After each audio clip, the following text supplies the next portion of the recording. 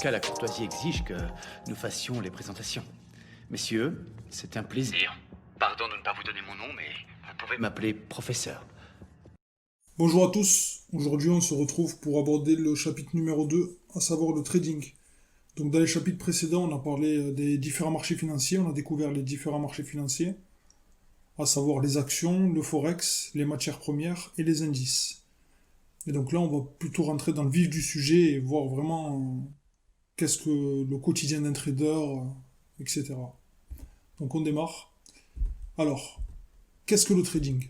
Déjà, la traduction du mot trading, c'est commerce, c'est-à-dire qu'on va négocier des actifs financiers. C'est le fait d'acheter des actifs financiers dans l'optique de les revendre plus cher.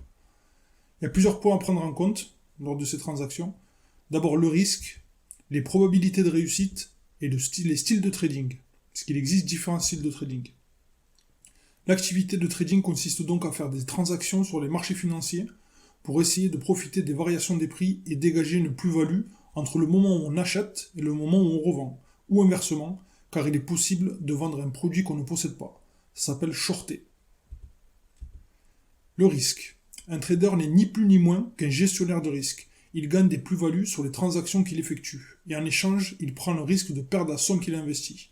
Pour gérer au mieux ce risque, il existe plusieurs outils. D'abord, le premier, c'est le money management.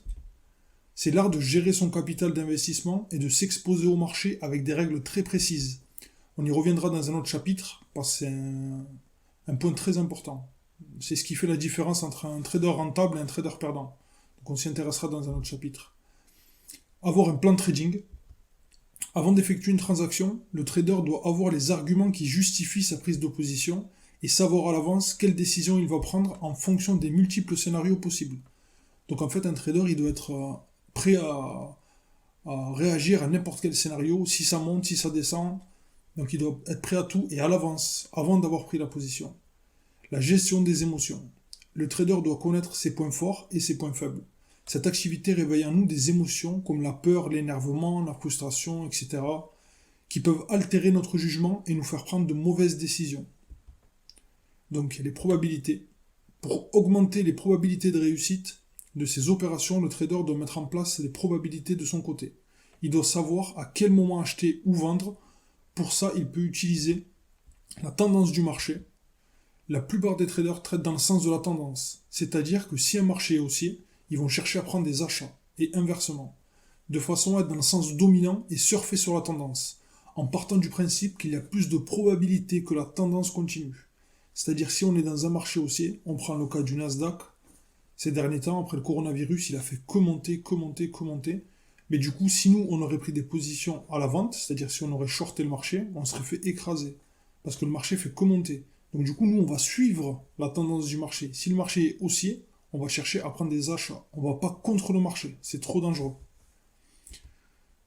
L'analyse. Le trader a un gros travail d'analyste à faire afin d'optimiser ses points d'entrée sur le marché. Il existe deux types d'analyse. La première, c'est l'analyse fondamentale.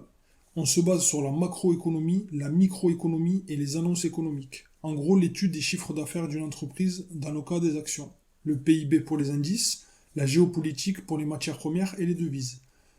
C'est-à-dire que l'analyse fondamentale, on ne va pas regarder les courbes sur les graphiques. Non, on va juste se baser sur des chiffres. Dans le cas des actions, comme j'ai pris l'exemple, on va regarder les chiffres d'une entreprise. Est-ce qu'elle a fait du bénéfice ?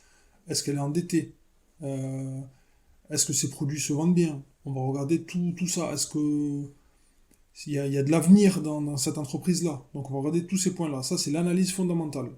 Et ensuite, il y a l'analyse technique. Et là, par contre, on va analyser les graphiques des cours des prix. Il y a plusieurs écoles dans l'analyse technique. Il y a le chartisme, les harmonic patterns, le price action, la théorie d'Elliott, etc., etc. Il y en a plusieurs. On verra aussi ça dans un autre chapitre parce que c'est assez long. Je vous ai dit qu'il y avait plusieurs styles de trading. Donc attention à ne pas confondre un trader et un investisseur. L'investisseur s'intéresse et s'informe sur l'actif sur lequel il investit. Il étudie les fondamentaux de l'actif, le secteur d'activité, sa viabilité dans le temps, car son investissement est fait sur le long terme, horizon 1 an ou plus. Le trader, lui, il achète un actif suite à un signal résultant de son analyse technique des prix et se positionne en spéculateur sans s'intéresser spécialement à l'actif en question.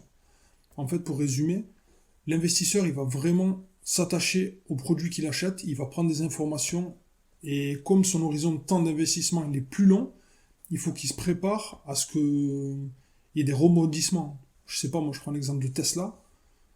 Il veut investir sur Tesla. Il dit que c'est une entreprise qui va marcher, qui va vendre des voitures dans l'avenir, c'est l'avenir, l'électrique, tout ça.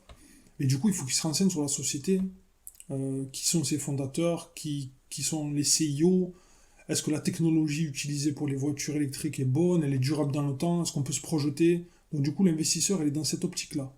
A contrario, le trader n'est pas du tout dans cette optique. Lui, il spécule sur les marchés, c'est-à-dire qu'il achète une valeur en se basant sur l'analyse graphique qu'il a fait au préalable, et il revend à l'horizon de temps, on va voir plus tard, il revend pas longtemps après. Il va pas garder la position longtemps comme un investisseur. Donc il y a différents styles de trading. Il y a le swing trading, c'est le style d'intervention qui consiste à ouvrir une position qui va avoir une durée de plusieurs jours, voire plusieurs mois. Le day trading, c'est le style d'intervention qui consiste à ouvrir des positions qui vont être clôturées dans la même journée. Ne faites pas attention aux fautes d'orthographe, je suis nul en orthographe, j'avais toujours zéro. Il y a le scalping, c'est le style d'intervention qui consiste à ouvrir des positions qui vont durer quelques secondes, voire maximum quelques minutes. Donc ce style-là, il est vraiment réservé aux personnes expérimentées.